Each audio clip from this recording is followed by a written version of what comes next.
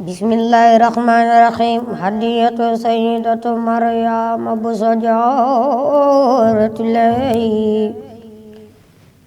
Dikk nan tey gërëm di way ak a sant soxna si ñëpp xam ñu naan Soxna Jaara. Dikk nan tey gërëm di way ak a sant soxna si ñëpp xam ñu naan Soxna Jaara. Soxna Jaara bégal nga àddina wóor na yaa nu jox Sayxi Bamba Jaara ma Jaara. Jaaratullaahi mooy turam wañu tànn jaamu Yàlla ak liggéey ko mooy Soxna Jaara. Soxna baaleek maam bu so mbaañ na Jaara am nga tawfeex ku gëm fa bal tudde Jaara.